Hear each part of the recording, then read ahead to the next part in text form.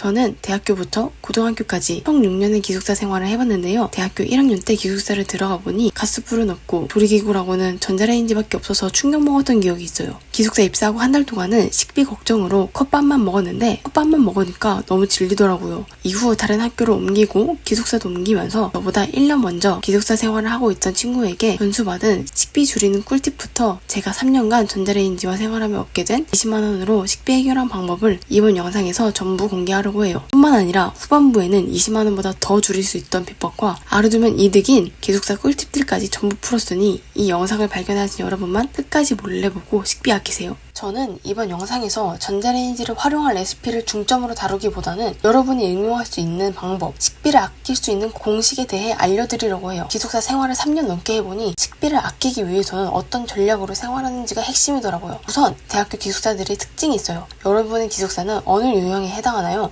첫 번째, 사용할 수 있는 조리 시설에 따라 나눠집니다. 대부분 화재 위험이 있기 때문에 전자레인지만 사용 가능해요. 두 번째는 냉장고 유무인데요. 냉장고가 없는 곳, 호실별로 있는 곳, 각 층별로 공용으로 있는 곳으로 나눠집니다. 세 번째는 기숙사 밥 신청 가능 여부인데요. 기숙사 밥이 신청이 가능한 경우에도 주말에는 안 하는 경우가 있습니다. 저는 대학을 총 2곳 다녔고 총 3곳의 기숙사에서 지내봤어요. 처음 다닌 대학교 기숙사는 냉장고는 없었고 전자레인지는 있었으며 기숙사 밥을 신청해서 먹을 수 있게 되어 있었어요. 이때는 기숙사 밥을 신청기에 별 문제 없이 지낼 수 있었는데요. 주말에만 전자레인지를 이용해 컵라면이나 라면을 먹으면 됐었거든요. 뒤에 냉장고도 없고 기숙사 밥도 제공하지 않는 분들을 위한 방법도 알려드릴 테니 계속 시청해주세요. 두 번째 기숙사는 밥이 제공되지 않았고 전자레인지와 층별 공용 냉장고가 있었어요. 세 번째 기숙사도 밥이 제공되지는 않았고 전자레인지는 있었으며 좀 특별하게 호실별 냉장고가 있었어요. 기숙사에서 유일하게 쓸 수 있는 조리기구인 전자레인지와 매년 생활하다 보니 기숙사 생활 고인물이 되어서 두 번째와 세 번째 기숙사에서 전자레인지와 냉장고만으로 식비를 20만 원만 사용할 수 있었어요. 20만 원으로 살아남은 식단과 그때 먹었던 식품도 이번 영상에서 전부 공유해드립니다. 처음 다닌 대학교에서 다른 대학교로 탈주하니 밥을 안 주는 기숙사에서는 어떻게 먹고 살아야지 감이 안 잡히더라고요. 그래서 매일 컵밥이랑 라면만 먹었더니 몸이 썩어가는 기분이었어요. 그래서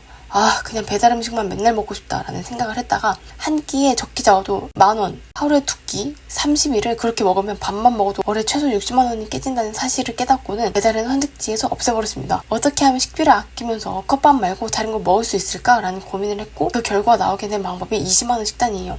2022년에 제가 기숙사에서 식비를 줄이겠다고 만들었던 식단표가 메일에 남아있더라고요. 그때 만들어둔 식단표 한 개 보면서 제가 어떻게 20만 원으로 식품을 구성했는지 알려드릴게요. 우선 저는 하루에 2끼만 먹었습니다. 원래 아침을 안 먹기도 했고 아침 먹을 시간에 잠을 더 자는 게 하루 정신 건강에 좋더라고요. 그리고 아침에는 학교 가야 하고 저녁에는 학교 다니면 힘이 빠져서 다음과 같은 기준으로 식단을 구성했습니다. 첫 번째, 일단 귀찮지 않아야 됐어요. 시간이 조금만 들어가야 된다는 거겠죠? 두 번째는 재료가 많이 필요하지 않았어야 했습니다. 간편한 걸 선호했기 때문이죠. 세 번째는 맛이 나쁘지 않았어야 됐습니다. 2022년도 식단표를 같이 볼까요? 이게 도대체 어떤 기준으로 어떻게 만들어진 건지 예측이 되시나요? 이 식단표의 비밀을 바로 알려드리겠습니다. 첫 번째, 식비를 미리 정합니다. 두 번째, 기숙사에서 할 수 있는 음식들을 전부 나열합니다. 세 번째, 하루 2끼, 한 달, 총 60끼를 어떻게 먹을 건지 대략적으로 정하는 건데요. 이렇게 정한 내용을 바탕으로 주 단위 또는 요일별로 각 식단을 분배해 두거나 남아있는 것들 중 끌리는 것들로 골라서 먹습니다. 여기 예시를 보면 이해하기가 더 수월하실 텐데요. 6끼는 김치찌개, 4끼는 부대찌개, 10끼는 라면, 8끼는 유부초밥, 10끼는 간장계란밥, 참치마요주먹밥은 4끼, 볶음밥 8끼, 반찬이랑 밥으로 10끼를 해결해서 총 60끼를 편성합니다. 2022년에는 식비 줄이는데 미쳐서 이렇게 했고 이후에는 주별로 뭐 먹을지 정한 다음 하루 날 잡아서 장보고 끌리는 걸로 먹는 방법으로 했어요. 이렇게 식단표처럼 예산 구성하고 분배한 방법을 또 다른 예시로 가져와 봤습니다. 현재 쿠팡 기준으로 가격을 확인해보니 위와 같이 나올 수 있었습니다. 이렇게 예산을 분배해보고 남은 금액을 배달 또는 포장 음식으로 먹게 됩니다. 이런 식으로 예산이 구성되게 됩니다. 이걸 봤을 때 이 사람 미친 사람 아니야? 제2인가? 생각할 수도 있지만 저는 필합니다. 이렇게 했던 돈이 모이고 돈을 아낄 수가 있었어요. 식비 절약이 제가 대학 2년 동안 정신 차리고 2천만 원 모을 수 있었던 방법 중 하나입니다. 제가 컵밥만 먹다가는 토할 것 같아서 시도해본 여러 식품들 중 가장 많은 도움을 줬던 식품 리스트는 다음과 같아요. 첫 번째는 컵밥인데요. 맨날 먹으면 질리지만 가끔 바쁠 때 시험 기간이나 과제 폭탄인 시기에 먹기에 좋습니다. 두 번째는 볶음밥인데요. 볶음밥도 컵밥처럼 밥 먹기 귀찮을 때 뭔가 할 힘도 없을 때 딱 좋은 식품 식품이었습니다. 세 번째, 네 번째, 다섯 번째는 반찬으로 추천드리는 식품이고, 여섯 번째는 전자레인지에 데워 먹을 수 있는 국인데요. 이 국은 든든한 한 끼를 먹은 것 같은 느낌을 줘서 개인적으로 고정 댓글에 달아둔 김치찌개랑 부대찌개가 진짜 감동적인 맛이었습니다. 일곱 번째는 라면이었는데요. 저는 라면을 좋아했던 사람이라 필수로 가져왔고 저렴해서 굉장히 좋습니다.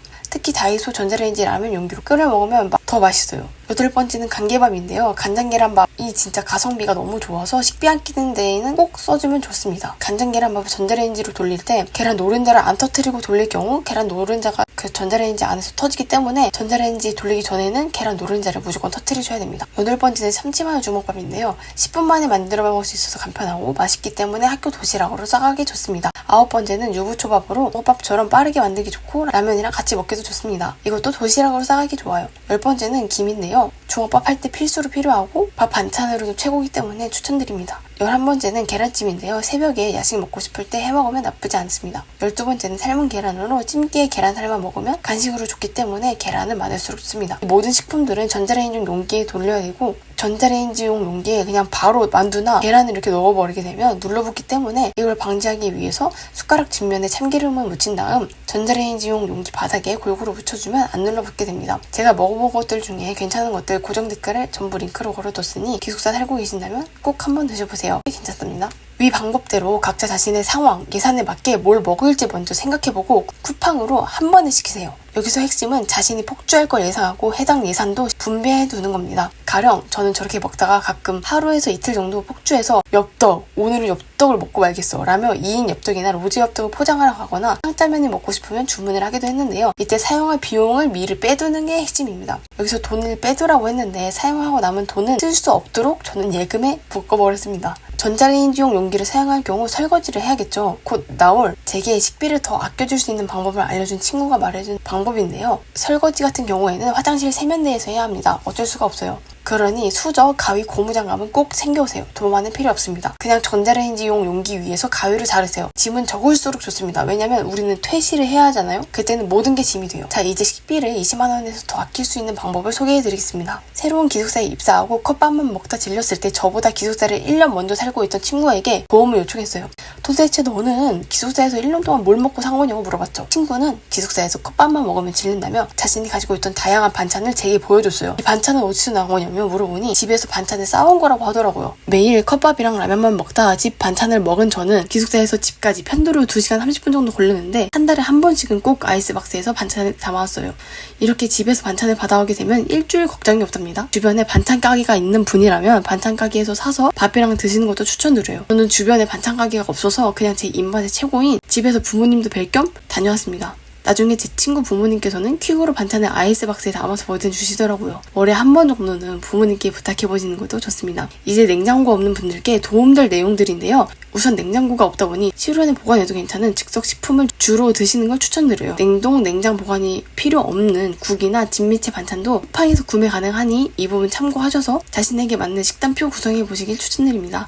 제가 찾아본 실온 보관 가능한 즉석식품도 고정 댓글에 걸어두었으니 관심 있는 분들은 구경해보세요. 여기까지 남아 계신 분들을 위해 제가 기숙사 꿀팁을 보너스로 드리려고 합니다. 추가 기숙사 식비 꿀팁인데요. 짜장이나 카레도 한 끼 먹기 간편해서 좋고 이런 식으로 괜찮은 것들을 찾아내서 추가해 두시는 걸 추천드립니다. 그래야 질리지 않도록 식단 구성이 가능해지기 때문이죠. 그리고 앞서 말했던 것처럼 요리 가위 같은 것들은 집에서 전부 챙겨오시기 바랍니다. 전자레인지 가능 용기는 무조건 필요한데요. 어떤 기숙사생이 봉투 그대로 전자레인지에 돌렸다가 불날 뻔한 적이 있어서 이렇게 하시는 건 절대 안 됩니다. 추가로 학기 중에 학교에서 밥 먹는 건 어떡하지? 라고 생각할 수도 있는데요. 일주일 중 며칠이라도 가능하다면 점심을 기숙사에서 먹고 갈 수 있도록 시간표 구성해 두시는 걸 추천드립니다. 그럼 점심, 저녁을 기숙사에서 해결이 가능하니까요.